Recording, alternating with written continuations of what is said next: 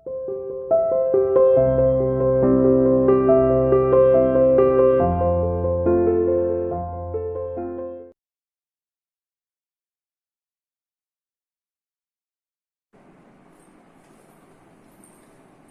Students, welcome to CR international online classes. बेटा आज हम हिंदी विषय में कक्षा 9वीं में पढ़ेंगे वाक्य। आज हमारा नया टॉपिक शुरू करेंगे हम वाक्य। इससे पहले हम उपसर्ग प्रत्यय समास पढ़ चुके हैं।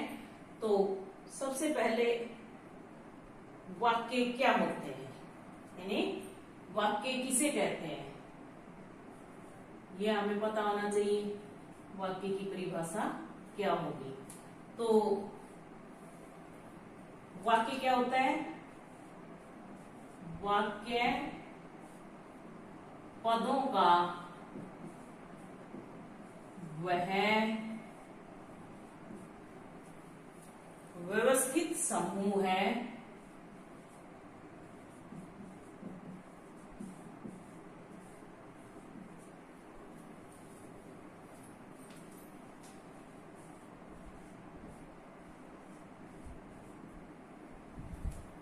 जिसमें पूर्ण अर्थ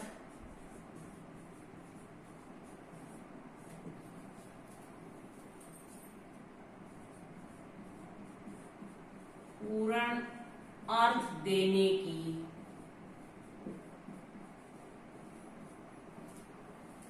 शक्ति होती है।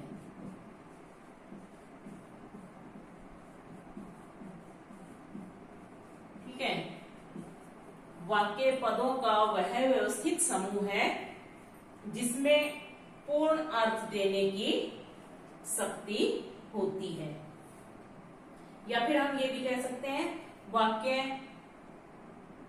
पदों का या शब्दों का व्यवस्थित एवं सार्थक समूह होता है। वही बात, इस अर्थ इसका भी वही निकलता है, एक ही बात है दोनों। ठीक है, अब वाक्य के कितने अंग होते हैं, यानी अंग, वाक्य के अंग। अंग कौन कौन से होते हैं? उद्देश्य और विधेय। उद्देश्य,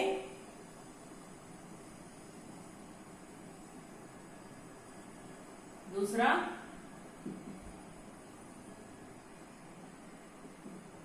विधेय। ये दो वाक्य के अंग होते हैं। अब आपको पता होना चाहिए उद्देश्य क्या होता है और विधेय क्या होता है, यानी उद्देश्य किसे कहते हैं और उद्देश्य वाक्य का कैसा अंग है। तो उद्देश्य, अगर आपसे पूछा जाए कि उद्देश्य वाक्य का कैसा अंग है, तो क्या बताएंगे? ये वाक्य का वह अंग है जिसके बारे में कुछ कहा जाता है। यानी कहने का मतलब क्या है? उद्देश्य की परिभाषा, उद्देश्य वाक्य का कैसा अंग है या फिर उद्देश्य किसे कहते हैं। तो ये वाक्य का वह अंग है जिसके बारे में कुछ कहा जाए, तो वो क्या कहलाता है? उद्देश्य। और उद्देश्य के बारे में जो कुछ कहा जाए, जो कुछ कहा जाए वो क्या होता है? विधेय। उद्देश्य तो क्या होता है कि कुछ कहा जाए, जिसके बारे में कुछ कहा जाए वो उद्देश्य होता है, और उद्देश्य के बारे में जो कुछ कहा जाए वो विधेय होता है। ठीक है, ऐसे ही वाक्य के दो घटक भी होते हैं। शायद आपको पता ना हो, वाक्य के घटक कौन से होते हैं? दो ही होते हैं, कर्ता और क्रिया। जैसे ये दो हैं, ऐसे ही ये भी दो ही हैं। अगर वाक्य में ये दोनों चीज हो, कर्ता और क्रिया, तो हमारा वाक्य पूरा होता है। जैसे वह जाता है, ठीक है, तो ये वह क्या है, कर्ता, और ये जाता है क्रिया। ठीक है, हमारा वाक्य पूरा अर्थ दे रहा है, यानी वाक्य हमारा सार्थक है। तो ये वाक्य के दो घटक कौन से होते हैं, कर्ता और क्रिया। ठीक है, अब वाक्य के भेद कितने होते हैं, यानी वाक्य कितने प्रकार के होते हैं। वाक्य के भेद ये भी कितने होते हैं, ये भी दो ही होते हैं। कौन कौन सा, अर्थ के आधार पर,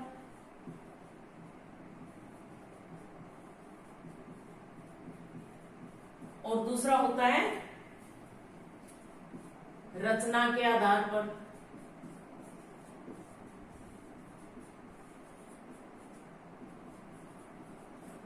तो दो ही वाक्य के भेद होते हैं, दो ही अंग होते हैं, दो ही घटक होते हैं और दो ही भेद होते हैं।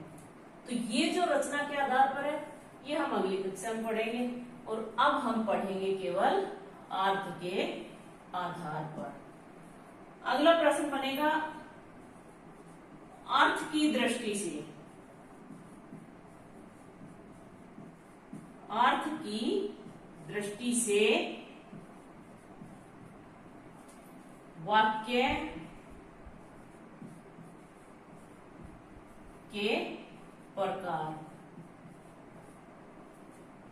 तो अर्थ की दृष्टि से वाक्य के कितने प्रकार हैं, अर्थ की दृष्टि से वाक्य 8 प्रकार के हैं। ठीक है, सबसे पहला क्या होगा, विधानवाचक। नंबर 1 क्या होगा, विधान वाचक वाक्य। ठीक है, दूसरा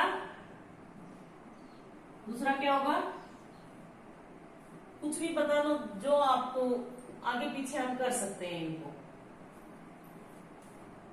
दूसरा होगा निषेधवाचक।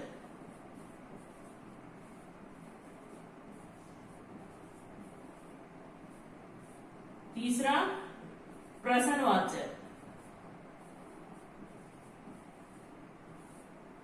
चौथा आज्ञावाचक। पांचवा इच्छावाचक।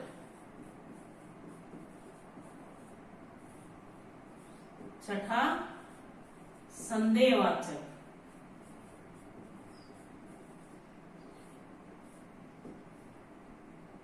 नंबर 7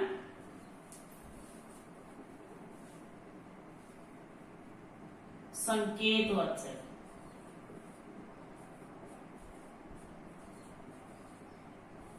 और नंबर 8 यानी लास्ट विस्मयादि बोधक या विस्मयवाचक।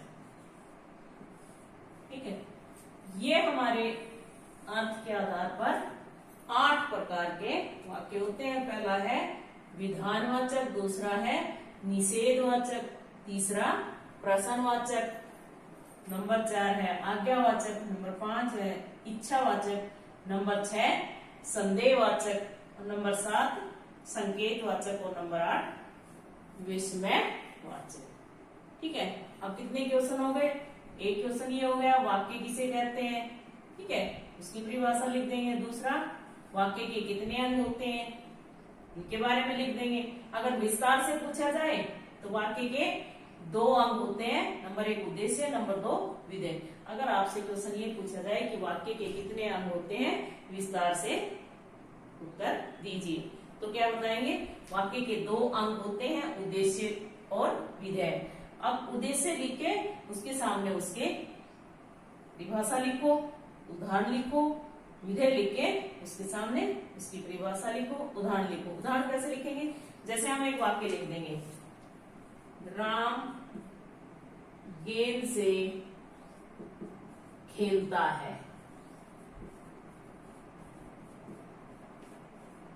तो उद्देश्य का जब हम उदाहरण दे रहे हैं तो राम को रेखांकित करेंगे, और अगर विधेय का हम उदाहरण दे रहे हैं तो हम विधेय को रेखांकित कर देंगे।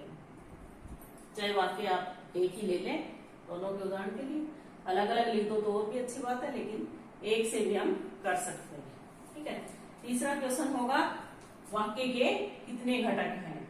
वाक्य के 2 घटक होते हैं, कर्ता और क्रिया। ठीक है।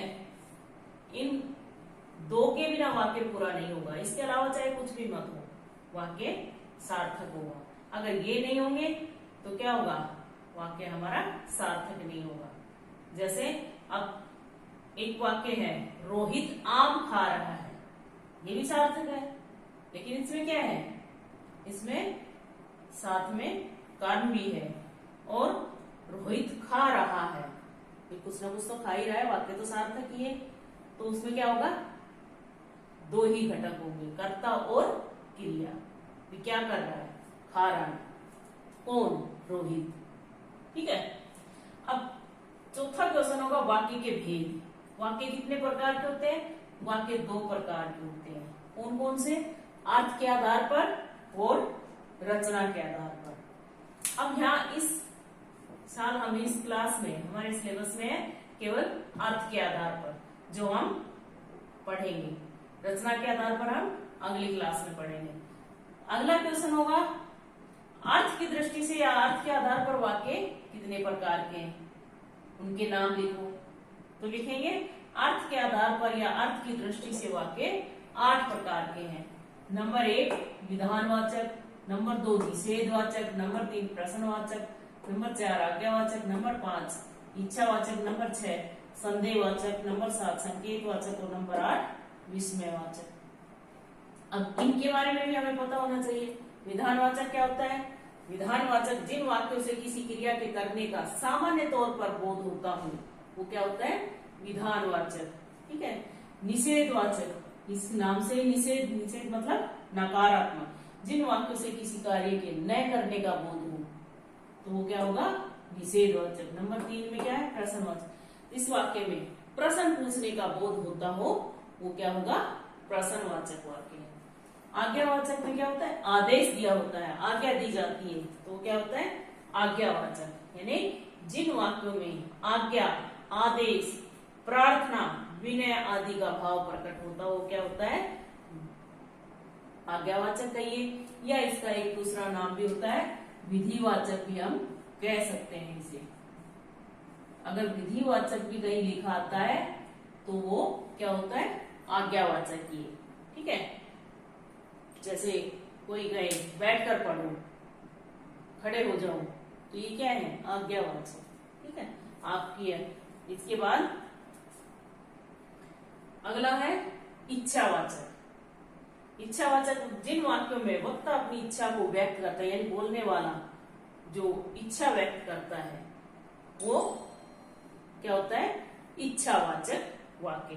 जिसमें क्या होता है? जैसे आपकी यात्रा मंगलमय हो, चिरंजीवी भव है ना, अब चला जाए, अब खाया जाए, ये सब क्या है? इच्छावाचक वाक्य। ठीक है। अगला है संदेहवाचक वाक्य। संदेहवाचक में क्या होता है? संभावना होती है, संदेह होता है, यानी किसी बात का स्पष्ट तौर से पता ना हो वो क्या होता है? यानी उसमें संशय बना हो तो वो क्या होगा? संदेहवाचक वाक्य। जैसे शायद वह कल दिल्ली जाए, हो सकता है मैं कल खेलने नहीं जाऊं, तो ये क्या है? संदेहवाचक। विकास घर पहुंच चुका होगा, वह आज दिल्ली गया होगा, तो ये क्या है? सब संदेहवाचक वाक्य। अगला है संकेतवाचक वाक्य। संकेतवाचक में क्या होता है? जब एक क्रिया दूसरी क्रिया पर निर्भर करती है तो वो क्या करता है? या फिर जिन वाक्यों में शर्त को पूरा किया जाता है, जैसे यदि आप आते तो मैं आपके साथ चलता, यानी यदि तुम हमारे घर आते तो मैं तुम्हारे साथ चलता। इसमें क्या था? शर्त क्या हुई? कि तुम आते, पहली शर्त यही हुई ना कि तुम आते तो मैं चलता। या फिर चाहिए यूं कहिए कि ये एक क्रिया पहले पूरी होती कि आप आते, आना भी तो क्रिया है, तो मैं तुम्हारे साथ चलता। चलना भी क्रिया, यानी पहली वाली क्रिया पर दूसरी क्रिया निर्भर है। ठीक है, जैसे अगर तुम पढ़े होते तो सफल हो जाते, इसमें क्या है, पढ़ने पर ही तो निर्भर है सफल होना। तो इसलिए एक क्रिया पूरी होने, दूसरी क्रिया यानी या तो यूं कहिए कि शर्त को पूरा करती हो, या फिर यूं कहिए कि वो एक क्रिया दूसरी पर निर्भर करती हो।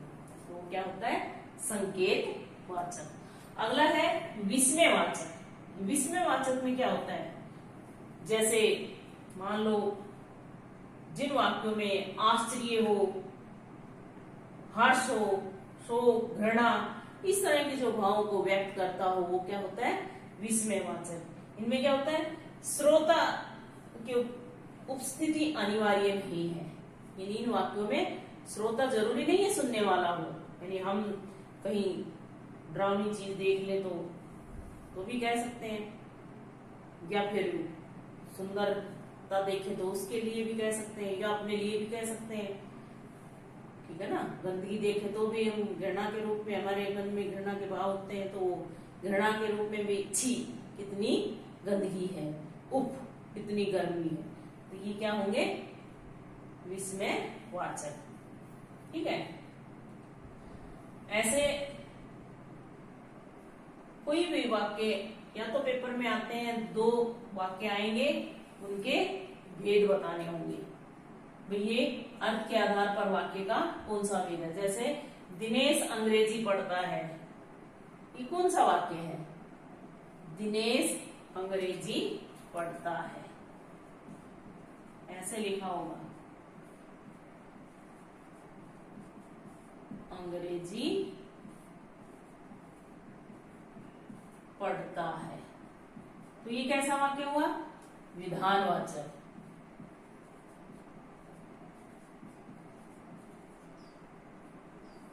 इसका हम क्या बना दे, दिनेश अंग्रेजी पढ़ता है, इसको अगर हम संकेतवाचक बनाएंगे तो कैसे बनाएंगे, यदि अनुमति हो, यदि अनुमति हो तो दिनेश अंग्रेजी पढ़े।